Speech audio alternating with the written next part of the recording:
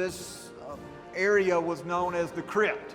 And the reason it was known as the crypt is the original purpose of this room is it was going to be the final resting place of George and Martha Washington. They were going to be entombed here in the capital of the nation that they founded. But George Washington died in 1799. Martha died sometime thereafter. They were buried there at Mount Vernon, and so before the Capitol was reconstructed, they made it known in their will that they wanted their final resting places to be not here at the Capitol, but instead in Mount Vernon. So they were never entombed here, but that was the original intent. This here that I'm standing in front of, this is the Compass Stone.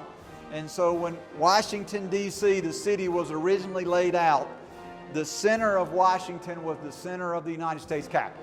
So everything would flow north and south and east and west of this spot right here.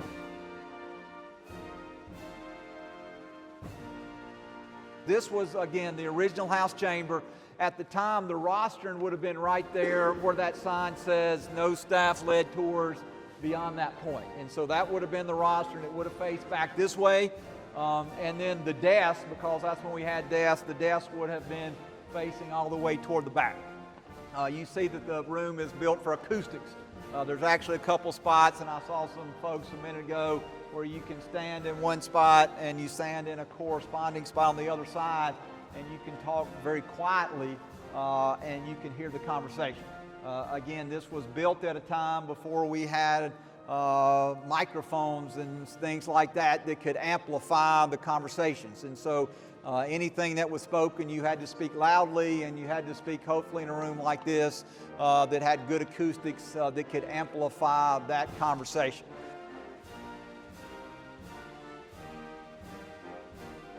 Start at the top up here. This is the apotheosis of Washington. And if you're facing kind of toward the flag behind us, you can see there George Washington is seated there, surrounded by two angels, and then surrounded outside in that outside are 13 maidens. And those 13 maidens represent the original 13 colonies, later 13 states.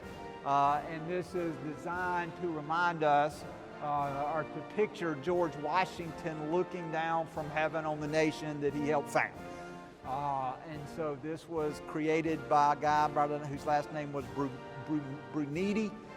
He was from Italy, and so we commissioned him to paint first the apotheosis of Washington, and then coming down, you'll see that there are paintings that again begin right above the door with the flag. One big global picture there that's known as the frieze. And so an interesting story about the frieze is, and he's painting there in that section where you see some of the Native Americans, and as he's up there painting, he's on a scaffolding. The scaffolding, the chair that he's sitting in, slips out from under him. Now he has a safety rope on, so he doesn't, he's not killed, but he dangles there for about 15-20 minutes before people can climb up there and rush up there and rescue him. And Brumidi at that time is in his about mid-70s. So he decides that he's going to take the rest of the day off after that, and he's going to kind of get his mind straight, which is probably a smart thing. So he comes back the next day, starts painting again, and he paints for a few minutes, and he just quits. He said, "I'm done, I'm out of here." And so the great thing is there was an understudy who was working with him. So Congress then commissions the understudy to finish the work. Europe was divided between Eastern Europe, which had embraced democracy and freedom, and Western Europe, which was behind what was known as the Iron Curtain and was controlled at that time by the Soviet Union. And no city represented the divide more between East and West than Berlin. Berlin had been divided since the end of the Second World War, and there was actually a wall that encircled Berlin that separated East from West. And so that wall was built by East Berlin, and particularly by the Soviet Union, to keep their citizens from defecting into West Berlin seeking freedom. and that wall had existed for some 25 years. And so Reagan went to Berlin in 1987, and in June of '87 he was delivering a speech to the German citizens from Brandenburg Gates. And he delivered a very famous line, a line that many of us still remember today. As he's there delivering that speech, he addressed the line to at that time, the leader of the Soviet Union, Mikhail Gorbachev.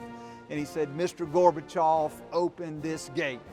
Mr. Gorbachev, tear down this wall." And it made news across the globe. And within 2 years, the Berlin Wall was torn down and freedom spread across all of Eastern Europe. And so he, being President Reagan, one of his many accomplishments, but I believe probably his greatest accomplishment, was the defeat of the Soviet Union without ever firing a shot, and the fact that they tore down the Berlin Wall. And so President Reagan's statue now here at the base sits on a very small sliver of that Berlin Wall.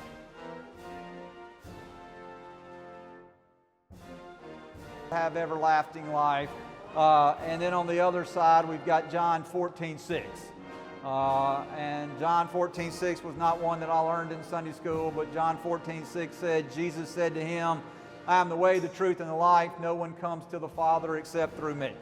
And so these two verses here adorn both sides of the statue of Billy Graham, and of course he has in his hand, he's holding his Bible, the scriptures there.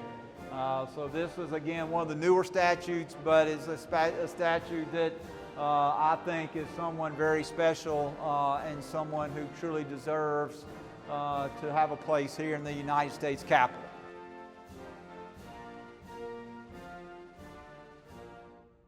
Of General John Stark. Anybody here know General Stark? Don't feel bad. I didn't either. Okay, and I'll tell you the story how I found out about General Stark.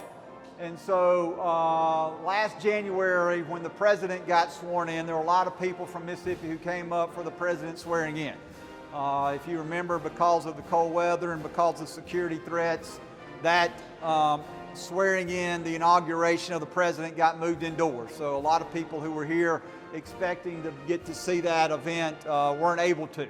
And so we had a lot of people from the 3rd District who were here, and so I tried to give as many people as I could tours that day. I wanted to do something for them that they had flown all the way up here, they had gotten hotel rooms, they were wanting to see the inauguration, and they were unable to do so. And so I've been giving tours for about 2 days, and I'm on my last tour, and I've got a big group, not as big as y'all, but a fairly big group, and including in that group is my family. So I have my wife, and my 2 sons. And I get down here, and this is the last stop on the tour. And I feel like I have given a great tour to that group. I had hit all my facts, I had remembered all my dates, and I'd answered the questions, and really felt like that if I was grading myself, I'd give myself an A. So I was feeling pretty good about myself, you know. And I believe we serve a pretty guy with a sense of humor who will build you up right before he humbles you. And so as I'm feeling good about myself, about to show everybody out, my oldest son looks at me and says, "Dad, tell him about this statue." And I look at him and I said, "Son, I don't know anything about that statue." And he said, "You don't know about General Stark?" And I said, "No, would you like to share with the group about General Stark?" And he said, "This was General Stark from New Hampshire. He fought in the Battle of Bunker Hill. He was a Revolutionary War hero." And then he said, "Do you know why that's important to Mississippi?" And I said, "No, son, I really don't, because clearly he's from New Hampshire and was not from the great state of Mississippi." And he said, "Because this is the individual who the city of Starkville is named after." So my son shared that bit of information. I'm now sharing that with you. If you happen to be a Bulldog, if you spend any time in Starkville, you can thank General Stark. His namesake adorns Mississippi State and the city of Starkville. But that was a humbling moment for me, but I have learned that, and now it becomes part of my tour. I make sure all Mississippians know that the city of Starkville was named after General Stark from New Hampshire.